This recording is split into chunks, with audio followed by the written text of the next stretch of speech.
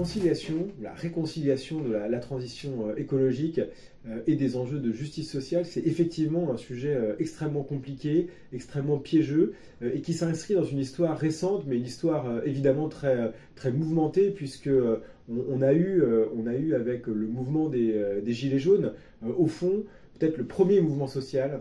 qui mettait directement en relation la tension vécue sur les modes de vie et sur les budgets des catégories modestes d'une part, et puis un instrument d'action publique, alors un instrument qui était la taxe carbone, qui visait à produire des effets de renchérissement, à faire payer les externalités négatives de la consommation ou de l'émission de CO2. Et donc on a eu une réaction extrêmement virulente, on a eu à travers cet épisode la prise de conscience du fait que voilà, la fin du monde et la fin du mois étaient des objectifs qui pouvaient être en tension très forte, et que la lutte pour le climat ou pour la sauvegarde du climat et la justice sociale n'allaient pas nécessairement dans la même direction. Donc ça, c'est point de départ qui a après donné lieu à la Convention citoyenne pour le climat. Donc il y a eu toute cette prise en charge institutionnelle qui a cherché à élargir le cadre de la démocratie représentative pour finalement créer du consensus sur cette question-là, et avec des difficultés spécifiques qui tiennent à l'objectivation, à juste l'observation des relations, des interactions entre les enjeux environnementaux, donc que ce soit les émissions de gaz à effet de serre, que ce soit l'exposition à des formes de pollution, que ce soit aussi la participation, l'adhésion, la capacité à s'inscrire dans un récit collectif de la transition. Tout ça pose problème. Rien de tout cela n'est évident. Et l'objectif du CNLE, donc le Conseil national des politiques de lutte contre la pauvreté et l'exclusion sociale, qui s'est saisi de cette question, c'est de vraiment partir d'une approche la plus objective, la plus raisonnée possible, en se disant on va déjà regarder les interactions, on va regarder ce qui se passe, et on va mesurer d'abord notre ignorance, on va mesurer à quel point les relations entre le social et l'écologique sont peu claires, on sait quelque chose, on sait quelques éléments, on a quelques idées. Qui émet du CO2, où est-ce qu'on se place, qui a des pratiques sobres, qui adhère aux valeurs écologiques. Il n'y a pas forcément de relation entre le fait d'avoir des pratiques sobres et d'adhérer aux valeurs écologiques. Ça, donc, c'est déjà des choses qui doivent nous interpeller. Et donc, il y a tout un enjeu de constat, de clarification des choses, pour poser des termes du problème de la bonne manière. Donc, il y a voilà, un premier ensemble de réflexions qui consiste très simplement à partir du constat de la déconnexion. Déconnexion dans les modes d'action publique, déconnexion aussi, on pourrait le dire, dans les réseaux militants. Les gens qui se sont intéressés à la cause écologique ne sont pas les mêmes que celles et ceux qui se sont mobilisés sur la question sociale ou sur la réponse à la question sociale. Et donc, on a véritablement des enjeux de passerelles à créer et des formes de compréhension mutuelle et d'interaction entre des actions qui peuvent viser à verdir tel ou tel aspect de la protection sociale, par exemple, et puis des enjeux socio-économiques, de contraintes pour les ménages. Donc la première ambition, elle est double. Enfin, il y en a deux, je dirais. Voilà, un aspect plutôt scientifique, et puis évidemment, on est un organisme qui a vocation à faire de la recommandation politique, donc on ne peut pas se contenter de produire de la connaissance. Il s'agit bien de faire des recommandations d'action publique. Donc deux mots là-dessus. Sur le premier ensemble de sujets, il y a vraiment une nécessité, je crois, aujourd'hui, d'arriver à clarifier, à faire un peu une typologie des relations entre questions sociales et questions écologiques, parce qu'il y a beaucoup de sujets, beaucoup de questions, beaucoup de dispositifs qu'on comprend mal si on n'essaie pas d'avoir une vision d'ensemble de la chose. Je prends deux exemples simples. Qui émet du CO2 en France ? Quand on regarde les chiffres qui sont produits par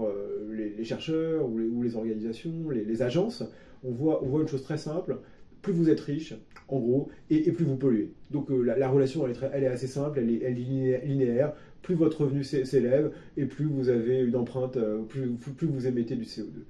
Sauf que en réalité, quand on décompose un tout petit peu, c'est beaucoup plus compliqué, parce que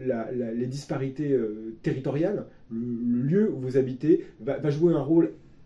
absolument fondamental, parce que, par exemple, vivre en milieu rural isolé ou vivre en périurbain, ça va vous enfermer dans un mode de vie automobile qui est très émetteur. Et donc, En fait, si on regarde et qu'on essaie de complexifier cette échelle de revenus en prenant en compte le lieu de résidence, on va se rendre compte qu'un ménage très pauvre, en fait, va être plus émetteur s'il habite en zone rurale qu'un ménage de classe moyenne qui habite en zone urbaine dense et qui peut donc se mobiliser,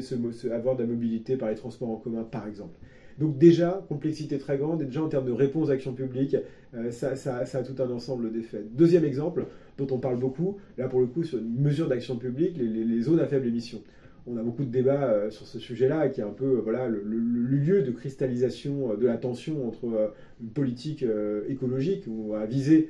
environnementale et puis, on va dire, des effets sociaux. Donc alors d'abord, rappelons les ZFE, hein, les zones à faible émission, c'est d'abord un enjeu de santé publique. De réduire l'exposition à des pollutions, notamment aux particules fines qui sont liées à l'usage de certains véhicules automobiles.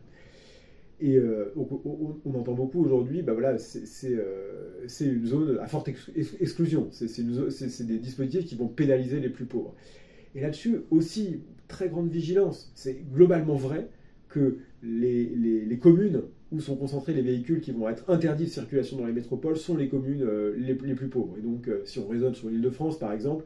oui, les communes de la Seine-Saint-Denis qui sont très, très défavorisées, il y a parfois 70-80% du parc automobile qui va être interdit de circuler dans Paris. Et donc, le droit de cité n'a plus lieu d'être. Donc, il y a un vrai problème d'exclusion sociale. Et en même temps, il ne faut jamais oublier que les ménages, les habitants qui vivent le long des axes autoroutiers, donc les principaux bénéficiaires de ces zones à faible émission, sont des ménages très modestes, et peut-être encore plus modestes que les ménages qui peuvent avoir recours à la voiture ou à l'automobile individuelle, précisément parce que ce sont des ménages beaucoup plus modestes et qui sont donc dans une dépendance extrême vis-à-vis des transports en commun et qui sont donc en quelque sorte les plus exposés et les principaux bénéficiaires. Donc à chaque fois qu'on va prendre la question de la transition, la question écologique est d'une complexité énorme, chaque sujet suppose une connaissance un peu d'expert, donc on ne prétend pas du tout l'avoir, mais simplement c'est d'aller au fond de quelques sujets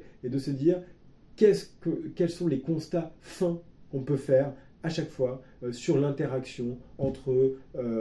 une dimension de la question écologique et des dimensions de la question sociale. Et ça n'est jamais simple, et ça, c'est déjà, à mon avis, apporter de la lisibilité, de la compréhension, de la complexité des décisions,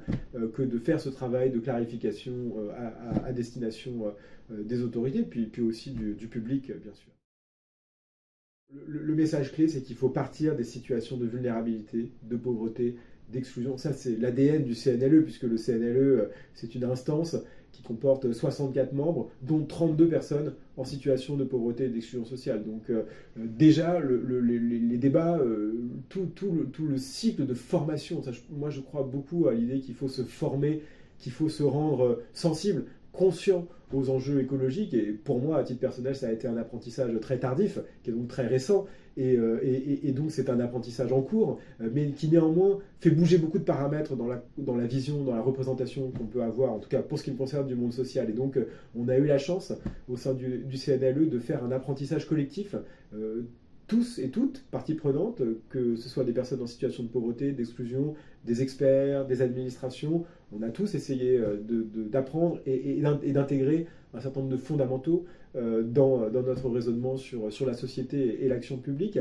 Et donc je dirais qu'il y a là, dans cette instance, au vu de sa composition, un rappel à l'ordre permanent de ne jamais oublier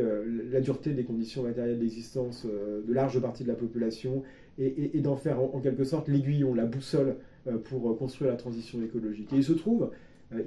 qu'il y a quand même deux points très solides, je dirais. Le premier, c'est que de manière subie, les personnes en situation de pauvreté, d'exclusion sont très sobres. Elles sont très sobres parce qu'elles n'ont pas le choix, mais néanmoins elles sont très sobres. Et donc il y a des pratiques, il y a des modes de vie sur lesquels il est possible de s'appuyer pour construire une autre société sans imposer normativement,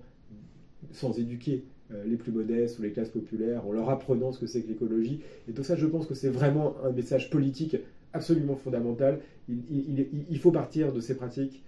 plutôt que de chercher à réorienter des valeurs à des groupes supposément éloignés des messages ou des fondamentaux de l'écologie. Donc ça c'est vraiment un point de préoccupation permanent. Il faut partir de là, parce que si les tensions sont trop fortes sur ces zones de la société où la survie quotidienne est en jeu, la transition n'a pas de sens. Et encore une fois, c'est pas juste qu'elle n'a pas de sens, c'est qu'elle ne pourra pas avoir lieu, parce qu'elle sera insoutenable au sens physique, on pourrait dire, du terme. Donc on a ce processus, on a un espace délibératif, et un espace délibératif qui est effectivement mis au service d'un projet, alors même si les contours sont encore en construction, mais d'un projet qui consiste quand même à dire que les normes, les normes de consommation, les normes de participation à la société doivent être collectivement définies pour éviter encore une fois, non seulement que la transition ne frappe plus fortement les plus modestes, mais aussi que les plus modestes, parce qu'ils sont les plus dépendants dans leur vie quotidienne aux institutions, ne soient finalement, malgré le fait qu'ils soient sobres, plus sobres que les autres groupes, en fait les cibles d'une action publique qui chercherait à corriger des mentalités, des pratiques, etc., avec une forme d'injustice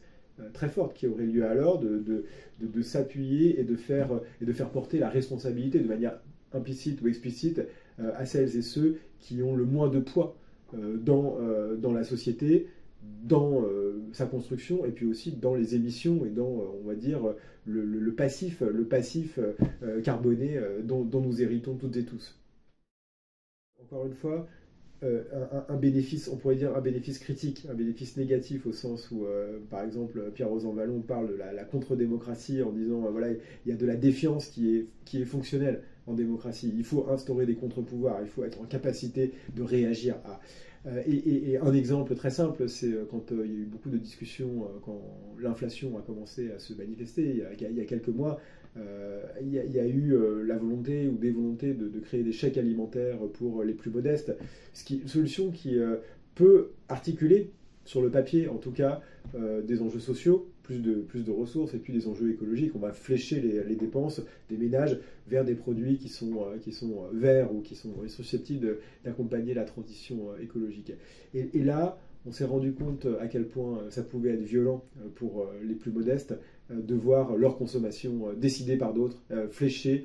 et perdre finalement la capacité d'arbitrage. Et je pense que sur ces questions en fait, écologiques, il y a évidemment des enjeux de redistribution fondamentaux, de réorganisation de la société, mais il y a aussi la question des normes, de l'acceptation des normes dans la société et de la capacité à traduire des normes en un projet commun. D'où l'importance de réfléchir dans les termes d'un contrat qui lie les différentes parties de la société, qui, si on peut prendre ce terme, qui déconfine un petit peu les mesures sectorielles pour permettre de faire en sorte qu'elles aient du sens. Ça, je pense que c'est un point extrêmement important, parce que là, pour le coup, la force de rappel a été extrêmement virulente et nous a aussi fait prendre conscience que des solutions qui, sur le papier, pouvaient croiser les objectifs, cocher toutes les cases, n'étaient pas forcément respectueuses de la dignité fondamentale des personnes. Une deuxième série de réflexions, et là beaucoup plus spéculative, si vous permettez, mais au bon sens du terme, beaucoup plus théorique, c'est de dire, et là je m'appuierai sur un travail récent, un ouvrage qui s'appelle L'avenir confisqué, et qui souligne en fait dans l'organisation actuelle de la société les zones de tension entre les aspirations partagées par de larges parties de la population, aspiration au bien-être matériel, aspiration à la construction de sa vie et de celle de ses enfants, des projets souvent simples, mais c'est pas parce qu'ils sont simples qu'ils sont pas fondamentaux, avoir une stabilité de l'emploi, la mise en couple, devenir propriétaire de sa résidence principale. C'est des aspirations très majoritaires qui structurent finalement notre société et les trajectoires de chacun et de chacune. Et voilà, l'avenir confisqué, c'est quand ces trajectoires, ces aspirations sont battues en brèche, sont rendues impossibles par des transformations des modes de vie, des conditions matérielles d'existence, du contexte tout simplement. Voilà. Malheureusement, on en a des exemples très concrets avec l'inflation alimentaire qui empêche les ménages les plus modestes quasiment de survivre, sauf à recourir à l'aide alimentaire, on en a beaucoup parlé ces dernières semaines, ou pour les classes moyennes, l'augmentation très brutale des taux d'intérêt immobiliers qui brisent en fait les projets de vie qui avaient pu être construits et qui finalement renforcent des inégalités de classe ou d'âge dans le parcours de vie et la capacité d'accumuler un patrimoine. Donc des choses relativement simples dans l'analyse, mais qui, à partir du moment où on intègre la variable écologique, en fait, nous oblige à nous poser des questions fondamentales. Des questions fondamentales parce que sans doute la perspective dynamique sur les inégalités reste-t-elle pertinente. Sans doute, la transition écologique va-t-elle redéployer plus qu'annuler les inégalités classiques qu'on connaît en termes d'inégalités de classe, ethno-raciales, de genre. Elles ne vont pas être abolies, elles vont être recomposées, retraduites dans un nouveau langage, dans une nouvelle société. Mais il y a un point fondamental, c'est qu'il ne suffira pas,